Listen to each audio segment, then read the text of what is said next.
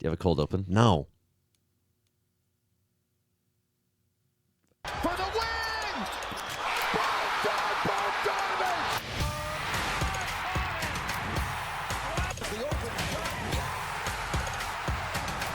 Gets the play and caught! Are you... Goes Hufanga. Miracle! To the playoffs!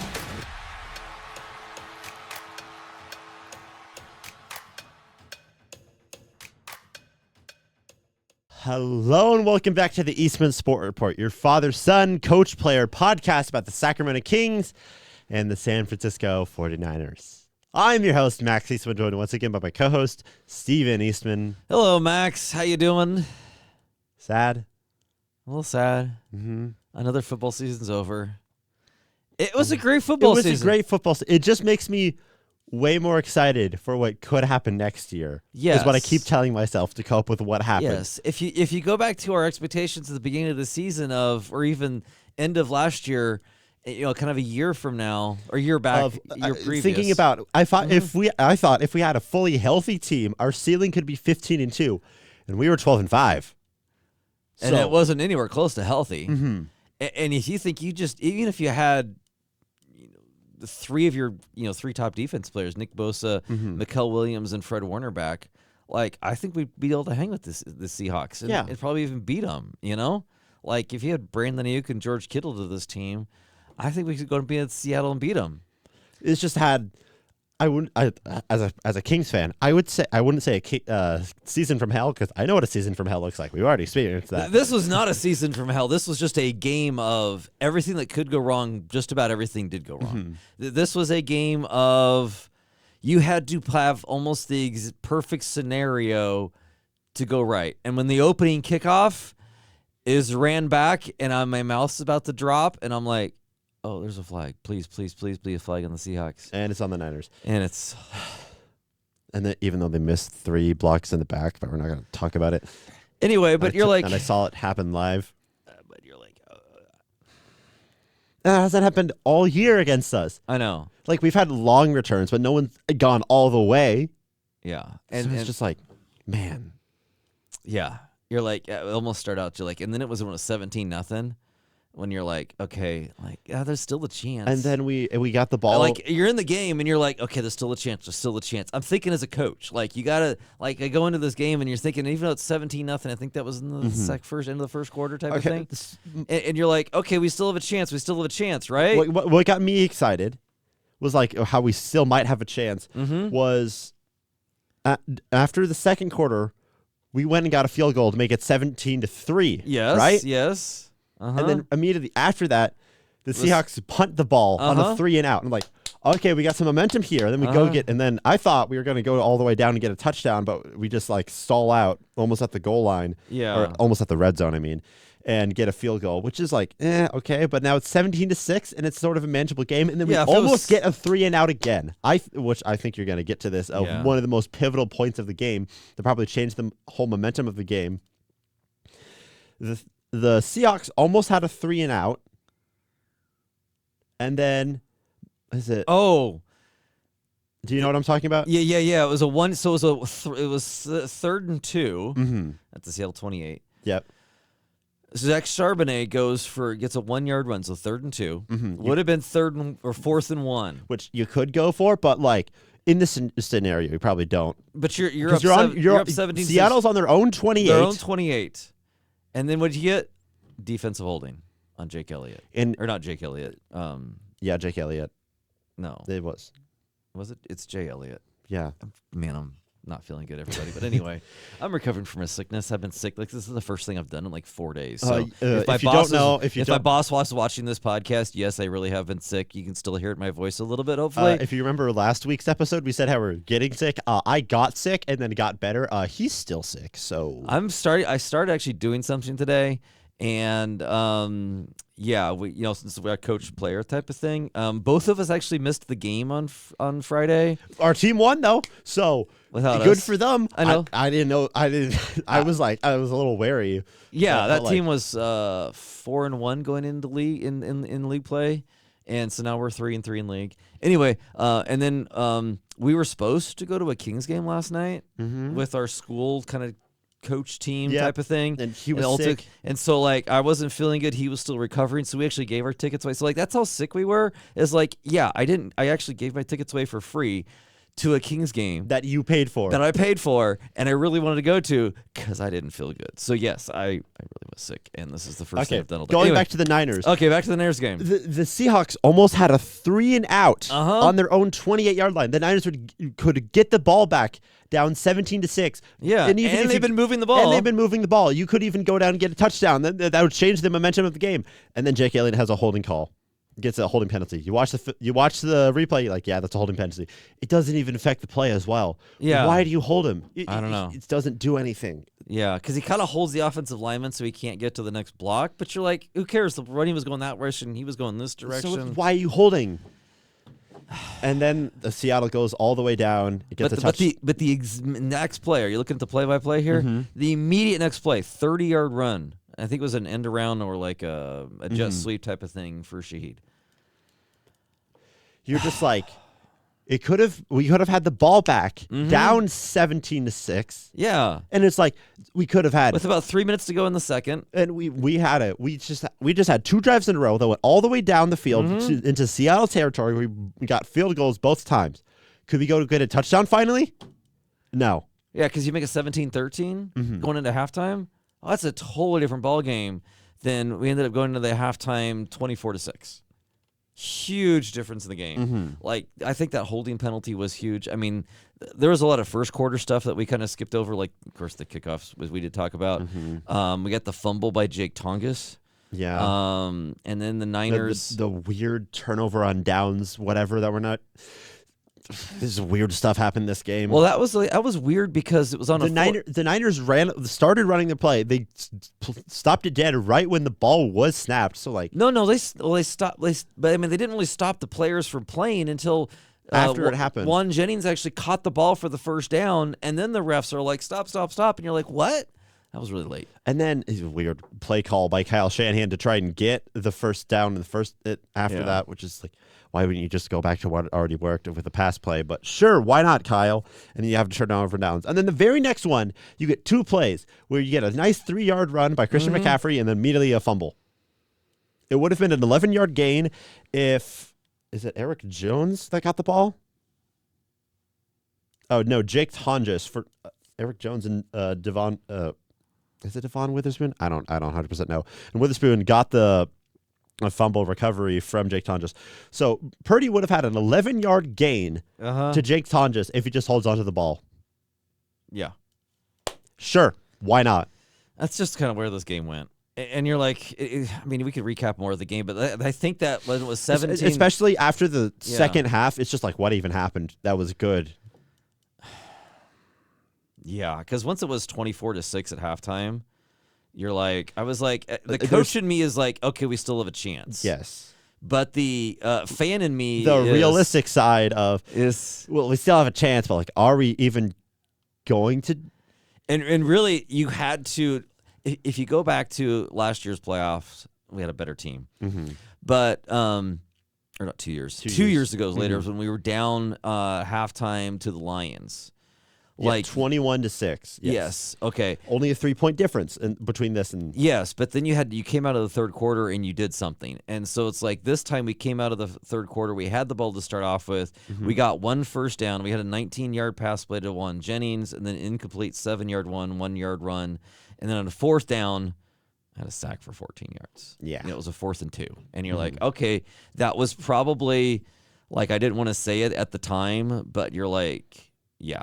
Yeah, I mean, the Seahawks defense is probably the best in the league, at least at this point in the season. At this point of this season, they're playing the best. The Texans were probably good, but they're out of the playoffs already. They're out.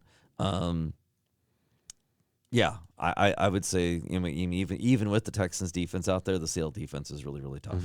But I also think, and we'll get to this, but it's like With Ricky Pearsall, he came back and he played, but I don't think he caught a ball. He had 1 catch, yes, but they called it incomplete, which was a dumb. I think he caught it. He definitely caught it, but we're not going to get into it. Some weird officiating stuff happened this game, and we're not going to talk about it because Doesn't matter. I feel like as every Yeah. single coach has said, you want to be in a situation where the refs don't matter, and in this context, I don't think the refs matter in the first place.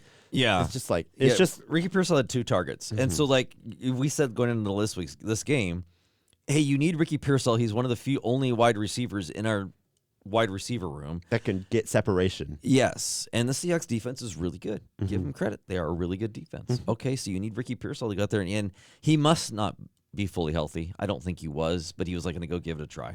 So he had 0 catches. He had 2 targets. Kendrick Bourne had 0 catches, 2 targets. Where's my notes? All of wide receivers as a whole. Where was it? What their wide receivers get? They had 17 receptions. 17 yards? 17 receptions for 144 yards. No, that's but just the wide receivers. Or just the wide receivers? I have no idea because our leading wide receivers were Jake Tonjes and Christian McCaffrey. Yeah, okay, here's the wide receivers. We had all the wide receivers, which is Juan Jennings, DeMarcus Robinson, Ricky Pearsall, Kendrick Bourne. 3 catches on 10 targets for 24 yards. In a playoff game? Yeah, in a playoff game. That's only going to happen to win the game with this type of thing is either you have some really good tight ends and you can run the ball and your defense is playing good. Well, you gave up 41 points. You scored 6 and you got embarrassed. I did check just in case. I think this list only goes to the top 10, but we're at most 11th biggest playoff blowout in NFL history. Yeah. We'll get to how it goes. So it's not the greatest. Yeah. But the Niners are in positive number 8, 44-3 against the Giants in 1994 with Steve Young. And then also with Joe Montana against the Broncos in the Super Bowl in 1990. So 55-10. Yep. That was a great game. I remember going into that game and watching that game. I remember watching that game on and TV. You're like, yeah, I didn't, of course, go to the game. Was I a freshman or 8th grade when that happened? Either way, okay, younger than you.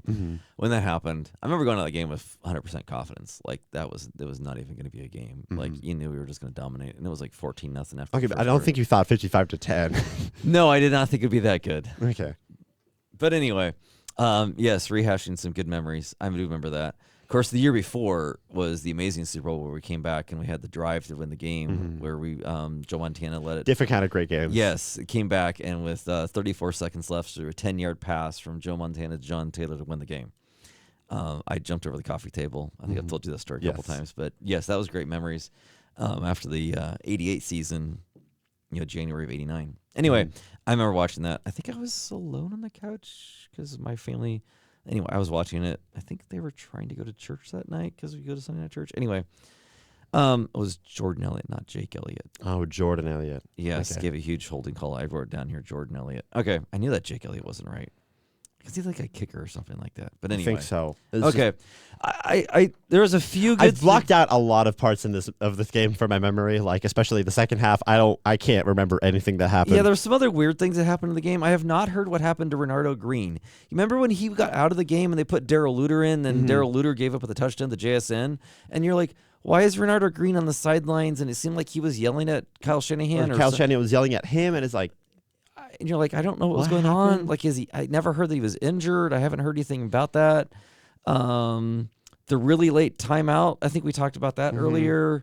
What was another weird thing that I put? Oh, Upton Stout, probably our best rookie that played the whole season. Yep. Other rookies that looked really good. CJ West had his second sack of the season. Helped force the Seattle offense to only get a field goal on one of their drives.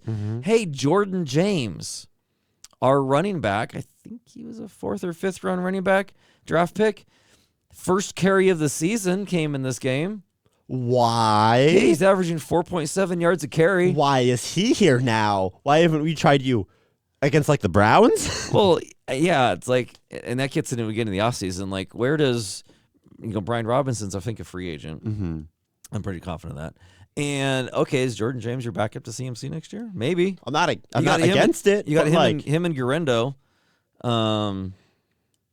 Yeah. Oh, other weird stats here, just because this came up on the broadcast, and I thought this was really cool.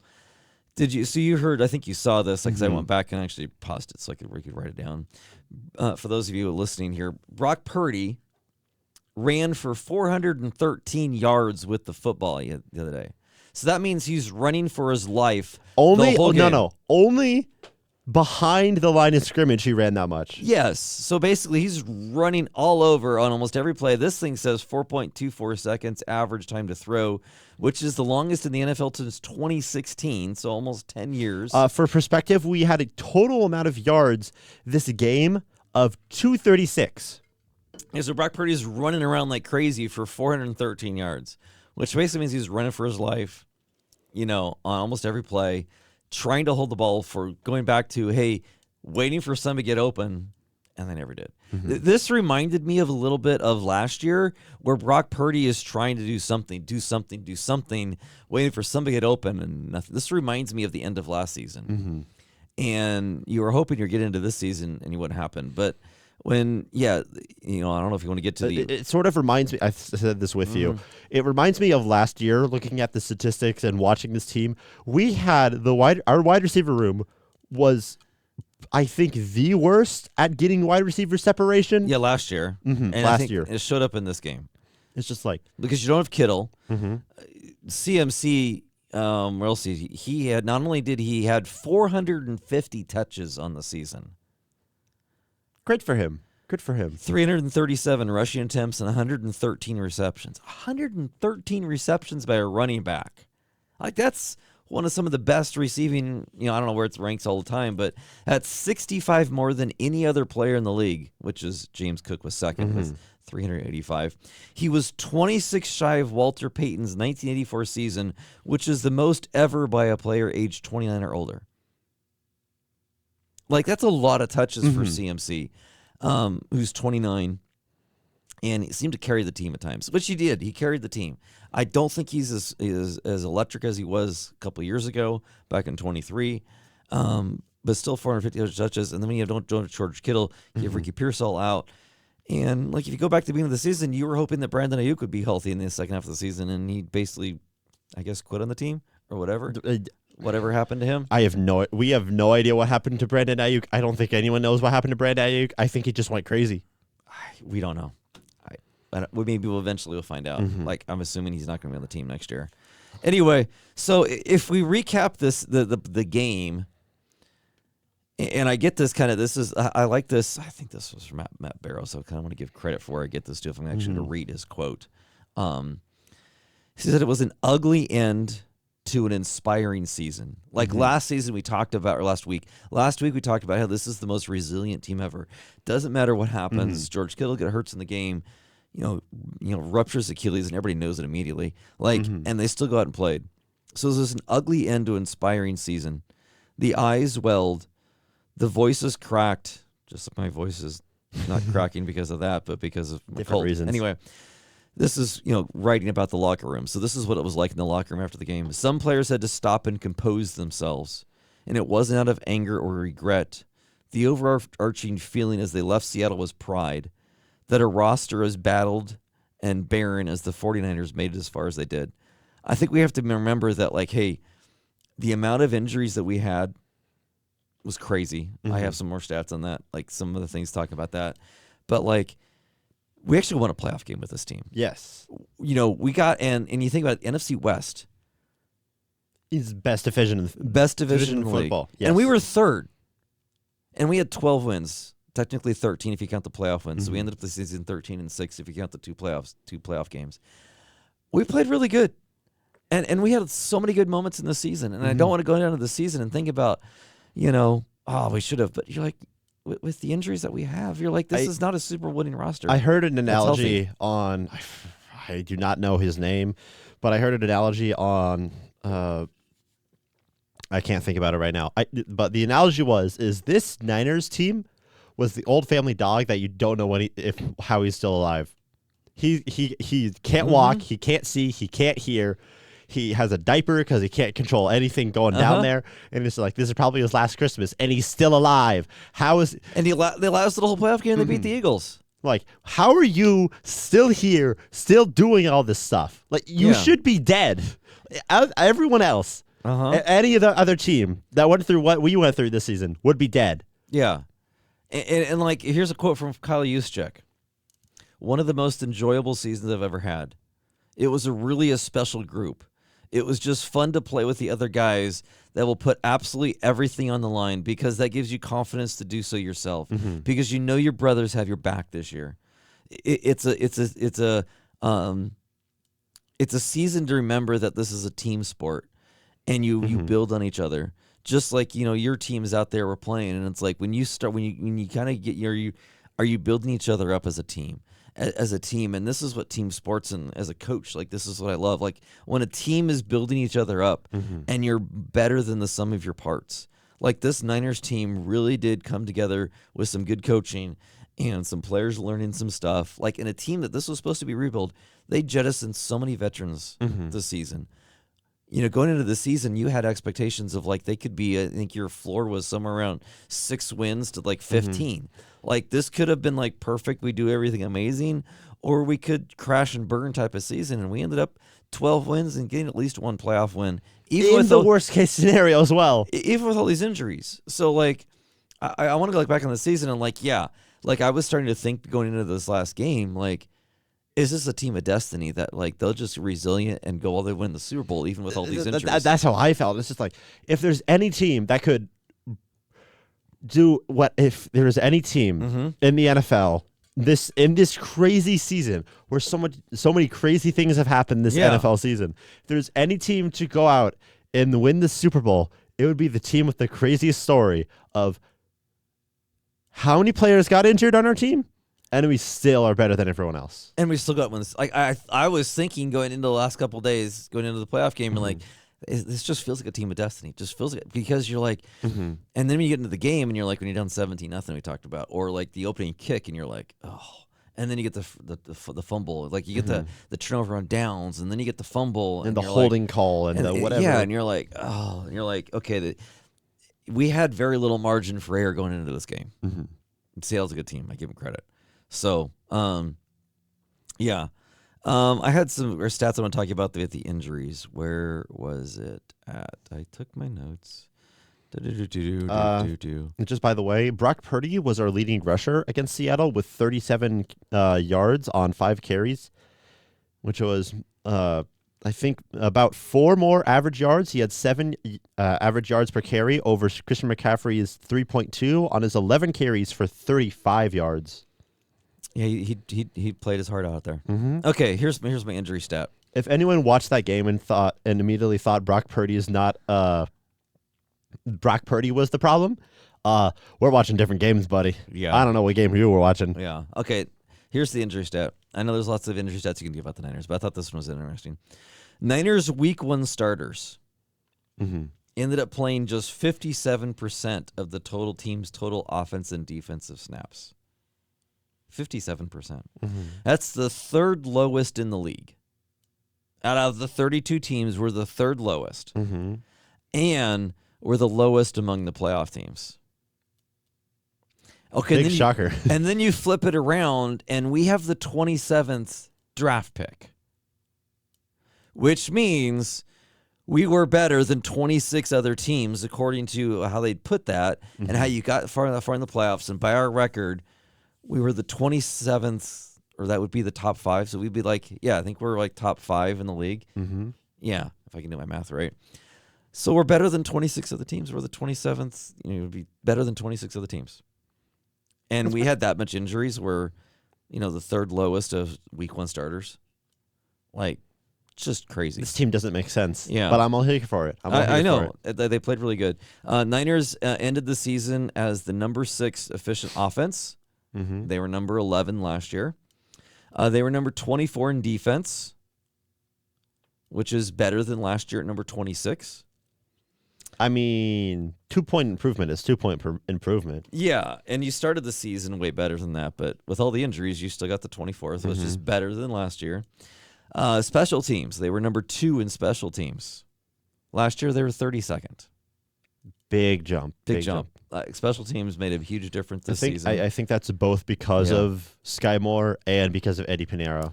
Well, just the overall coverage was better. Like last year, they just kicked it into the end zone because you're like, we can't even tackle you.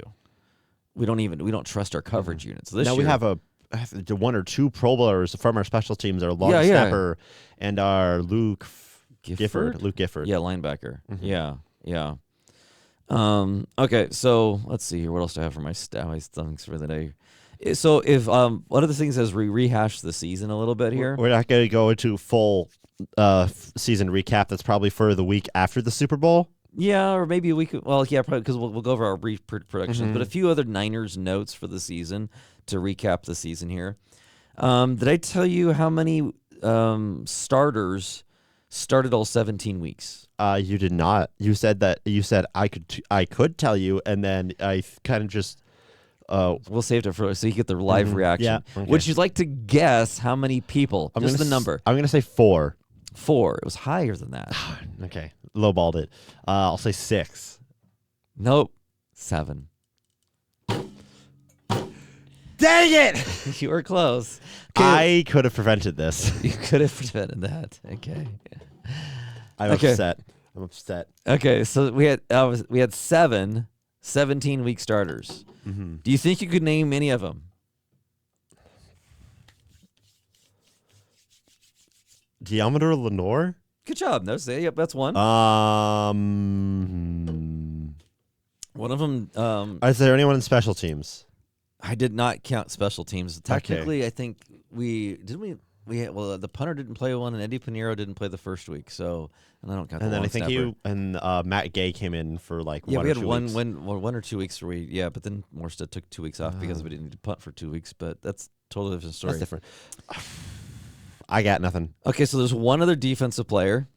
He didn't start in the playoffs, but he did start all 17 weeks. Was it D. Winters? Yes. So he started all 17 weeks, got injured in week 18, the 17th game. Oh, technically, there's one other defensive guy. Defensive lineman. There is one defensive lineman that started all 17 games. C.J. West? Nope. I don't know. Kalia Davis was a defensive lineman. Okay. He's a defensive tackle. Yeah. I don't know if he's going to be on the team next year because he started and he played decent, but you're not like, oh, yeah, we love Kalia Davis, our starter. You're like, yeah. I forgot he was on the team. Yeah, I know. Okay, anyway. There's 4 offensive players that started all 17 weeks. Mm-hmm. Can you name any of them? Aaron Banks. He's not even on the team. He was on the team last year. I was trying to think of players. There is 2 on the offensive line if you want to go down the offensive line. I don't think Pooney got injured. That's correct. Pooney played all 17. He started all 17 games. One other offensive lineman. It's not Trent Williams. I know that for a fact. Yeah, because he didn't start. He didn't play the last game. Yep. Last game of the season. I don't know. The other tackle, Colton McKivitz. Okay. And then I should have known that. And then our 2 running backs, Christian McCaffrey and Kyle Juszczyk. Oh yeah. Well, started all 17 games. You know, Kyle Juszczyk. He's not a running back. He's a fullback. He's an offensive weapon. He is an offensive weapon. I mean, he had 4 catches in the playoff game against the Eagles. And he had 1 catch for 11 yards against the Seahawks. Yeah. He had more catches than Ricky Pearsall. Well, Ricky Pearsall got 1 taken away from him, so that's not his fault. That's true. Yeah, that should have been a catch. But anyway. Okay. Let's see here. We're going to move on. The only other Niners thing I wanted to say here is as we look toward next offseason or this coming offseason, what are the position groups I think that need the most attention? Mm-hmm. I think there's 2 that stand out like crazy. I would say 3 personally. You say 3. Okay. The 2 I have is number 1, wide receiver. I list wide receiver as number 1. Mm-hmm. Now, we were counting on, if you go back to the beginning of the season or like anywhere in the season, like you're counting on Brandon Ayuk coming back. When is Brandon going to come back? Mm-hmm. He's your number 1 wide receiver. You don't have a number 1 wide receiver on this team. Mm-hmm. Don't have anybody that can get open against the Seahawks, as hence we talked through this past week. And it passed, 20 minutes. Yeah, roughly. Okay. Wide receiver is number 1. Mm-hmm. And then could you trade for Justin Jefferson? I don't know if the Vikings would even want to do that, but how many first-round picks would you have to trade? I'll give you Mac Jones. Yeah, they might actually take Mac Jones in a first-round pick. They're not going to do that. Okay. Anyway, okay, so wide receivers number one. Mm-hmm. We'll get into players later. Free agents, or just to briefly, the Niners coming back that are under contract is Ricky Pearsall, Demarcus Robinson, Jacob Cowing, and Jordan Watkins. Jacob Cowing and Jordan Watkins got like nothing out of him this season. Hopefully they can do something next year. So Juan Jennings, Kendrick Bourne, and Sky Moore. And then I remember you saying this on the drive up here. The second one that we need to address, in your opinion, was the defensive line. Yes. That a whole position group. Specifically defensive ends. Because you lost Nick Bosa and Mikael Williams. Both of them tore their ACL. Are they going to be ready for week one? Are they going to be ready for training camp? Nick Bosa probably for week one. I don't know. Mikael Williams got injured in week 9. Yeah. And you're like, that might be mid-season for him. Yeah, so. I don't know. Depending on how he's recovering, you have no idea. Like, so you have to go after your defensive ends. You know, I mean, Bryce Huff is technically under contract, which is great. Okay, he's a pass rusher, But he had he had 4 sacks about the time Mikael Williams got injured, and I don't think he had sacked the rest of the season. I think that as good as Mikael Williams is, you need a Robin to Nick Bosa's Batman. Yeah, and you need at least 3 high-end defensive ends that you can rotate because you're always rotating. You need 3. Yeah, because you're going to have Nick Bosa. You're probably going to have Mikael Williams as like your top 2 options, which I hope you have someone better. Which why I'm saying is I hope you have someone better than Mikael Williams, or he takes a step up whenever he does come back. Yeah, but if we could, I don't think we need a Max Crosby level player. If we did, I love him, but I think we just need a like pretty good defensive end. I don't think we need a top tier talent. I don't think we need a Myles Garrett. Like I said, I don't think we need a Max Crosby. Do we even really need Trey Hendrickson? Like, I don't think the Bengals are going to want to give him up in the first place. No, I don't think it's going to be somebody that's going to cost like in the range of $30 million. But I just think we need someone else to like. Okay. First of all, be healthy. And second of all, be good enough to create constant pressure to at least alleviate a little bit for the other guys or Nick Bosa as well. Okay. And then what's the third position group? My opinion, the third position group, I just have to say our safeties. Oh, that's interesting. I did not because have I love Malik Mustafa as a tackler. As a coverage guy, yeah, he's not the greatest. Like, he's very good at tackling, and like I love that for him. But we need a better coverage guy, because I remember so many times just like wide open people on the field, like, who is that supposed to be? There's a reason there's a safety out there. He's the safety net. You're supposed to go guard the guy who's not going to be guarded. And we leave wide open guys almost every single play. And we saw almost every single time. I think we saw that especially against the Seahawks, where there's so many times you're just like a wide open guy right in the corner of the field, right in the middle of the field, right on the other side, on the right side of the field. It's like, why is no one there? Yeah, you kind of miss the talent on a funk at that point. Like, you realize that, hey, that's why he's a really good safety. You know, and he got paid top dollar. But you're missing that type of a safety for that. Like, will Mustafa eventually get there? I don't know. Is this his second? I think this was his second year. Because Siegel was the rookie. Yes. And he started the season, and then he got benched, and now he came back. He played a good Eagles game, but he had made mistakes in this game against the Seahawks. You know, is Jair Brown your answer? Probably not. You know, maybe he's a good backup type of thing. Will Siegel get better? I don't know. Maybe second year he'll be better. But I do agree, safety is a big one. I would say we just need one fast defensive back or one cornerback.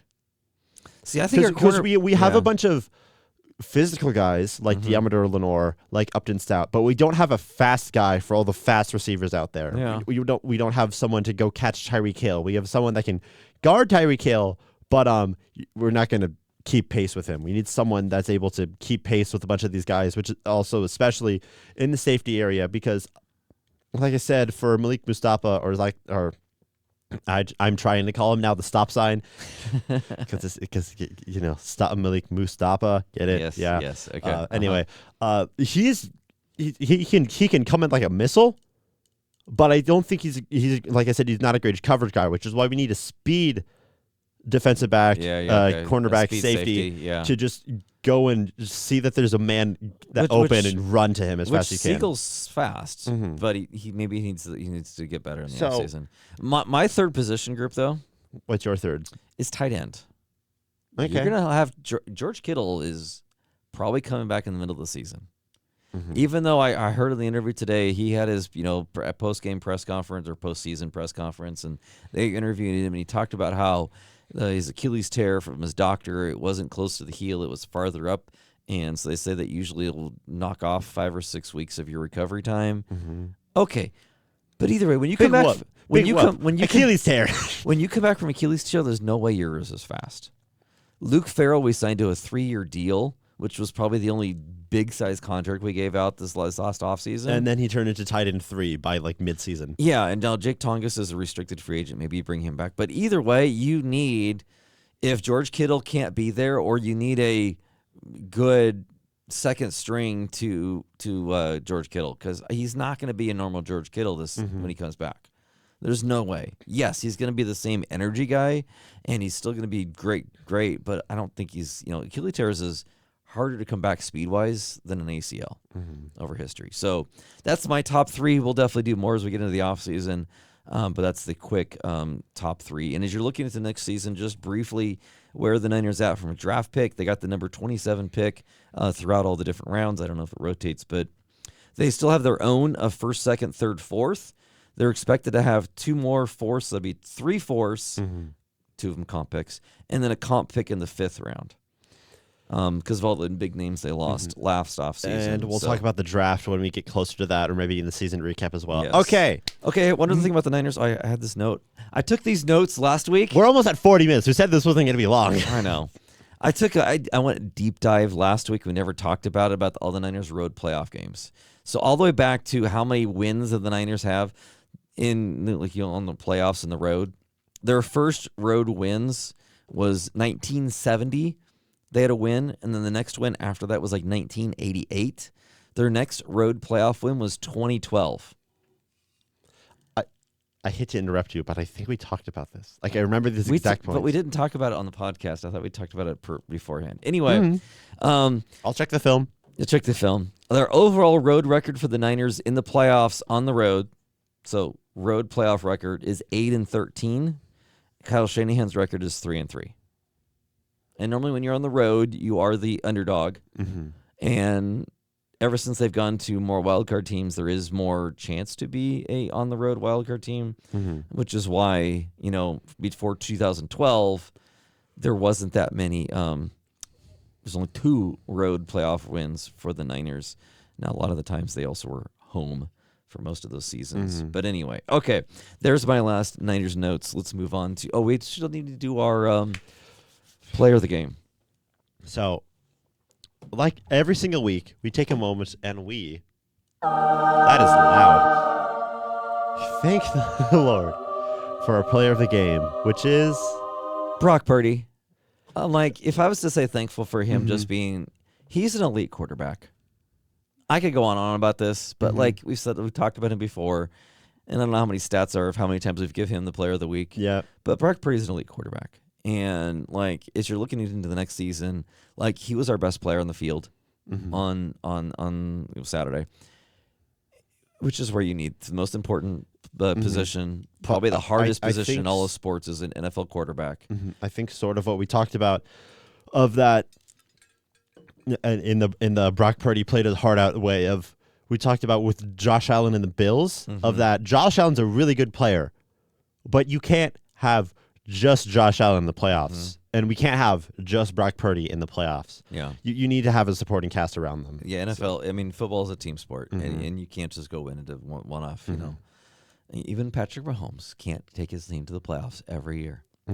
Okay, what's our next segment we're gonna go to, Mr. Max? Okay, we're gonna go into our top 4 of the remaining playoff teams. Okay, a recap on the year. Recap from last week. In the top 4, I put the Texans, the Bills, which both lost this week, as the 4 and the 3 team.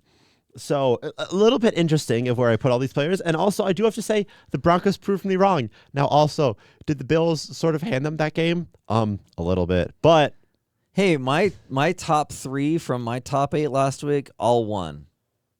Good for you. 3 out of my top 3, my top 3 all won. So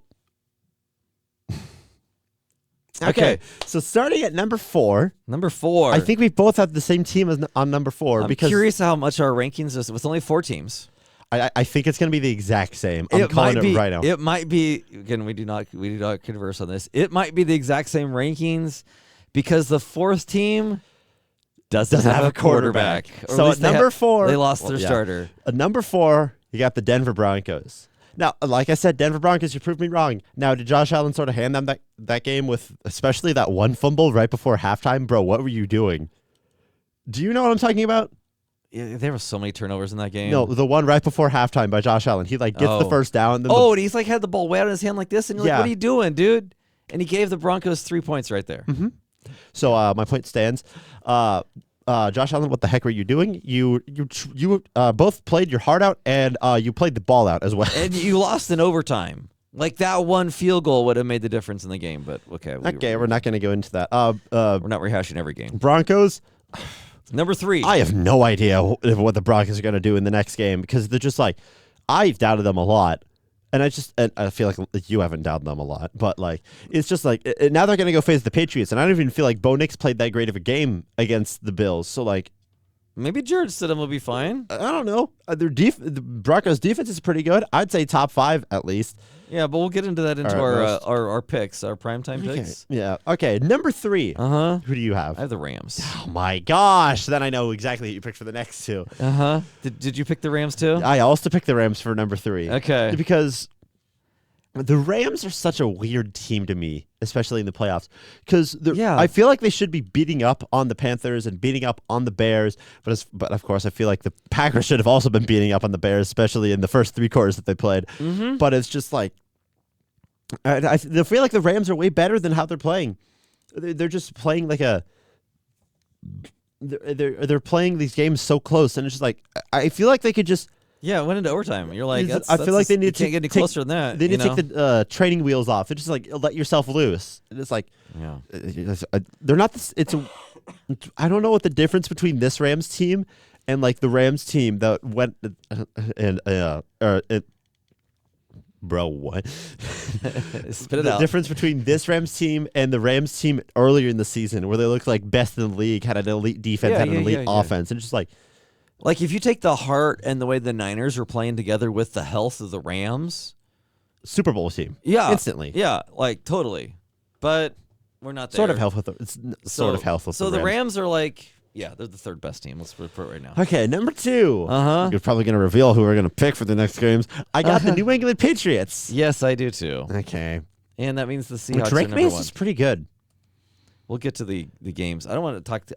We can go to the games next about the Seahawks and Patriots. The Patriots, they're pretty good. They were better. I feel like they were better than I thought. I felt like they were going to win against the Chargers. I believe that. But against the Texans, I was like, okay, this team that is at an easy schedule basically the entire way through the season and has a bunch of nobodies on their entire roster, who the only player that I can name is the only 2 players that I can name on their team is like Drake May and Stephon Diggs, which shows me how much I don't know about the New England Patriots because they're in the AFC Championship game.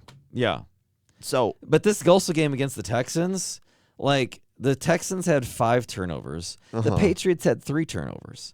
You're like, I know weather probably helped the amount of turnovers, increase the amount of turnovers. But that was such a sloppy game. But then the Texans offense just could do nothing. Virtually nothing. They still got 16 points, but they just could do so little in that game. That you're like, is it really the Patriots are that good, or the Texans' offense that bad? And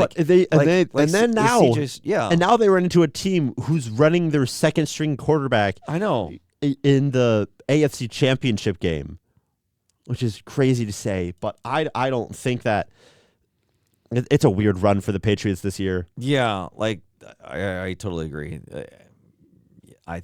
Okay. Number 1 team is Seahawks. They played the Niners. They have a good defense. They have a good offense, great defense. Yeah, they have a great defense. Their offense is they can run the ball really good. Defense wins championships. Defense wins championships, and their run game is really good. Now, was it Charbonnet, their starting running back, is out, but Walker, is it Kevon Walker? Kenneth Walker is really, really good as a backup. So he is their starter. Well, he's their starter. They're now. like a 1-2 punch. Yeah. But anyway, they're down one of their 2 running backs. Charbonnet's out. But I don't think that changes much for the Seahawks. No, I still think the Seahawks, that defense is top notch. Okay. You know, I've always said the best defense is a good offense. Yeah. But in the way of, it doesn't matter how many points they score as long as you score more, which is like the Bears-Niners game. Yes. In a nutshell. But if the other team can't score points, you just go scoring like 3 and then you win the game, right? Yeah. Or your special teams gets a special teams kickoff and scores 7 and you hold the Niners to 6 points and you're like, yeah, sure. Okay, that's all we need. Okay. We moving on. Let's ready move. to our last segment? Which button is it? I'm trying to remember. Is it the top right? Is it the red one? I think it's the top right one because I know because I know what this one is, but I'm not going to touch it because we don't really need to do that stuff. Okay. Not right now. So I'm hoping this right one. Right now it's time for our prime time picks, where you go through your prime time games of your NFL schedule and tell you who's going to win and who's going to lose. Although there's no really like prime time games anymore because they're all just playoff games, so they're all nationally televised. But that's not the point here. Those are only 2 games. So first game. Instead of our prime time picks, these are playoff picks. Anyway, close enough. Hit the button again. Okay. Okay. Do we want to do our recap of where we're at in the season total before we get to the... I don't want you to say it, but I know you want to say it. I want to say it. So I did go back, and I think we've been saying like there was some time in the middle of the season where we lost track of where we were overall, and we said we'd come back and count. Well, since I was sick and wasn't doing much, we had the day off from work and stuff. And he counted. I counted. Max does not want me to reveal this. So I have 54 correct and 30 wrong. Not bad. Not bad. Max got 42 correct and 43 wrong. So he is just under 500 on the season.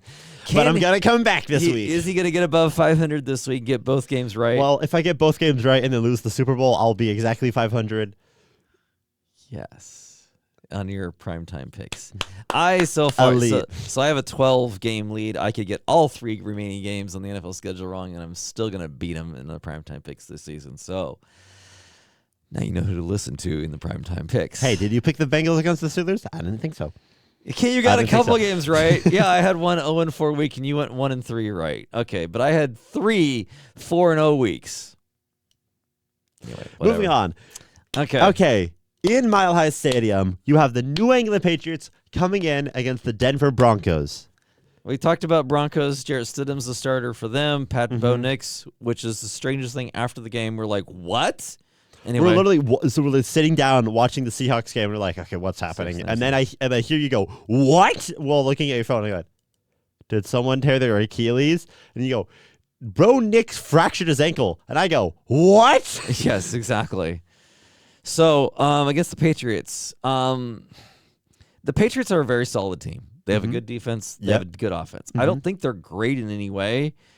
But by process of elimination, I picked the Patriots. Because when you eliminate one of if not the most important position in football from your team, kind of. I mean, unless he's going to go be Jarrett Stidham is your Nick Folk. If it was any season, if it was any NFL season where the second string quarterback would go and do a Nick Foles run, sure, let it be this season. Yeah. I'd let the Broncos go win in our stadium. They already did it once. I'm fine with them doing it again. That would actually be a really cool story. If they won both guest Super Bowls in Levi Stadium. And out of the 4 teams remaining, like they're the only team. We talked about this. So we don't want the Seahawks or the Rams because they're both NFC West teams. Rivals, yes. And then we don't want the Patriots. We don't want either one of them celebrating in Levi Stadium. And then it would be the Patriots. We don't want them because then they'd have 7 championships. Yeah, and you want the Niners eventually to catch up to them. So by process of elimination, the Broncos. And I also don't have anything against the Broncos, in the first place. Yeah, we beat them 55-10, so I don't have any animosity, I guess you'd say, toward the Broncos. So in some ways, I want the Broncos to go win the Super Bowl.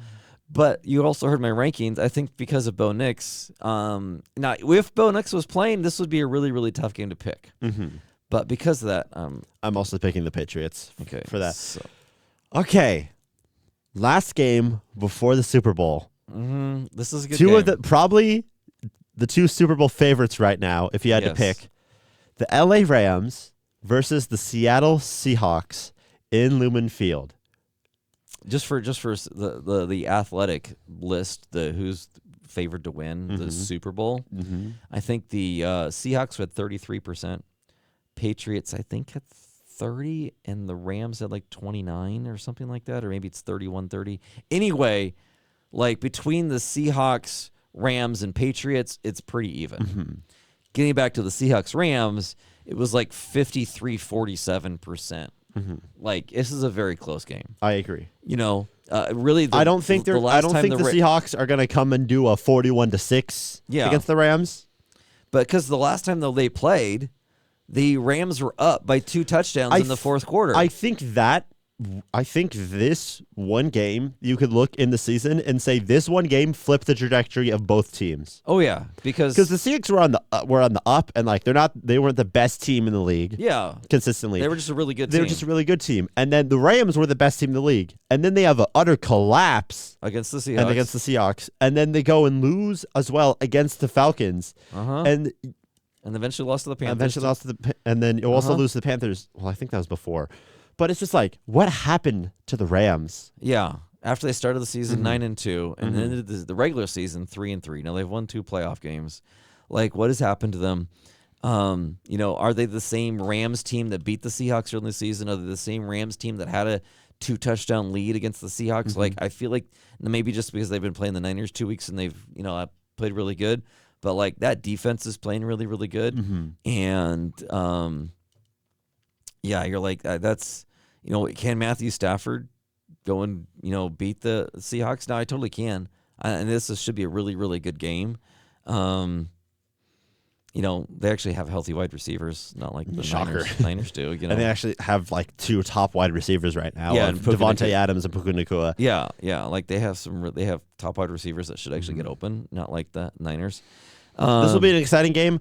Personally, I hope they both lose. But with all that being said, I have to pick the Seahawks because I just think they're the overall better team. I do think there's going to be an incredibly close game. But if I have to pick, so I'm going to pick the Seahawks. I'm picking the Seahawks too. Sorry, it's a very boring pick for both of us to picking the exact same team, but that's kind of going by our rankings too. You're like if the Broncos were to go back and win to beat the Patriots, it's because their defense shuts down Drake May and they get some turnovers. But I thought the Texans defense was gonna shut down Drake May.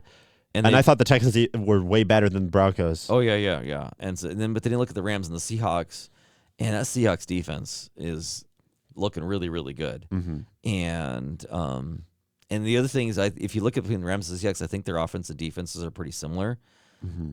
It's the Seahawks have the best, like we talked earlier about the Niners having the second best special teams. The best one was Seahawks. And the Rams have one of the worst. So I actually think special teams is going to be the difference maker in this Rams-Seahawks game in favor of the Seahawks. I think that's why they're going to win. That's why they beat the Rams the last time is because they had a punt return for a touchdown. I think something's big is going to happen like that. There's going to be a big return for the Seahawks, and that's going to flip the momentum in this game, and that's why the Seahawks are going to win. Okay.